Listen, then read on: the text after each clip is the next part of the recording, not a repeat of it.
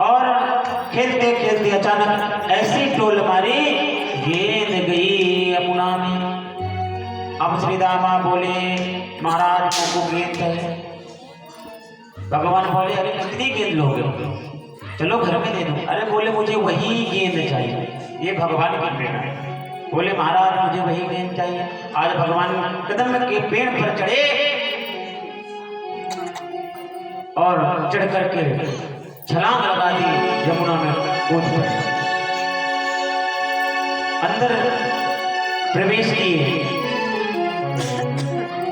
तो नाग पत्नियों ने देखा बड़ा सुंदर बालक है। नाग पत्नियों ने कहा बेटा तुम यहाँ पर क्यों आए हो? बोले अपने पति को जगाओ, मेरी गेंद आ गई है, गेंद लाओ।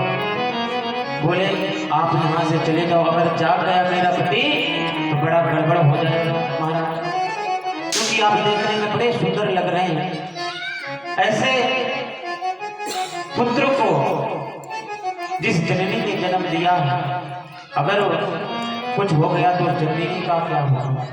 इसलिए मेरा निवेदन है, आप बाहर बोले नहीं अपने पति को जगाओ। जब नहीं जगाया, भगवान ने 1 लाख पूंछ पर मारी, एकदम कालिया नाग तमक कर जगा। अजय से जगा, देखा एकदम उछल कर भगवान को लपेट लिया। महाराज शरीर पे लपेट लिया। क्यों लपेट लिया? क्योंकि सर्प भोगी होता है। क्या होता है? सर्प भोगी होता। अगर किसको लपेट ले तो जब तक उसके प्राण नहीं ले लेता तब तक वो छोड़ता नहीं है। आपने रामचरितमानस में पावन कथा सुनी होगी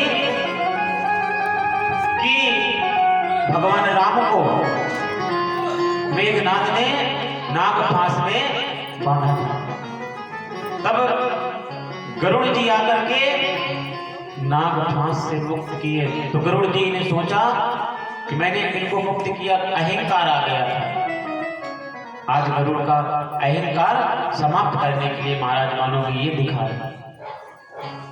और जैसे लपेटा, आज महाराज भगवान ने क्या किया? अपने आपको संभाला, अपना शरीर बढ़ाया, उसकी नस चट चट चट करके टूटने लगी। उसने जैसे ढीला किया, महाराज तुरंत एक छलांग मारी और छलांग मार करके आज उनके फन पर पहुंच गए, फन पर खड़े हो गए महाराज भगवान। जैसे दूसरे फन से डसने को करे तो दूसरे फन में चले जाएं छलांग लगाकर। जैसे अगला फन करे डसने के लिए उसी फन पे आज मानो कि भगवान नाग के फन पर नृत्य कर रहे हैं। जब ऐसी कलाबाजी देखी, क्योंकि बड़े बड़े नट देखे होंगे आपने, रस्सी पे चलते हैं, कई छल्ले से निकलते हैं, पर किसी को देखा सांप के सर पर नाचा? नहीं नाचा ना। तो बड़े बड़े नट हैं, लेकिन ये नटवर है, उन नटों के महानायक है। आज कालिया के आज फनों पर नृत्य कर रहे हैं। मानो आज देवताओं ने दुंदुभी बजानी प्रारंभ कर दी, गंधर्व गाने लगे, अप्सरा नाचने लगी, आकाश से सुमन वृष्टि होने लगी। महाराज बड़ी अलौकिक लीला होने लगी महाराज। और जब अलौकिक लीला देखी तभी हमारे सूरदास जी वर्णित करते हैं, बड़ा सुंदर पद लिखते हैं। तांडव गति मुंडन पे नाचत गिरधारी, तांडव गति मुंडन पे नाचत गिरधारी, तांडव गति मुंडन पर नाचत गिरधारी, तांडव गति मुंडन पर नाचत गिरधारी।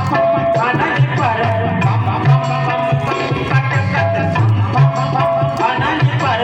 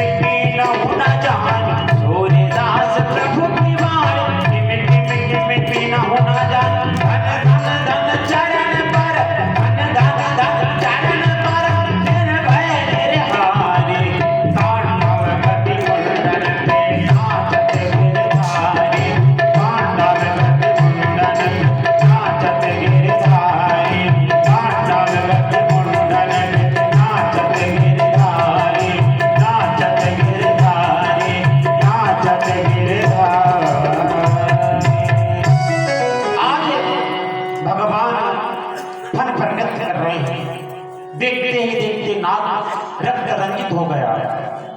नाग पत्नियां माफी मांगने लगी, भगवान पहचान गए नाग को। तो बोले पति देव को समझाओ। पति को समझाया कि बड़े मुश्किल में राजी हुए हैं महाराज, अब मान जाइए, लेकिन नाग नहीं मान रहा।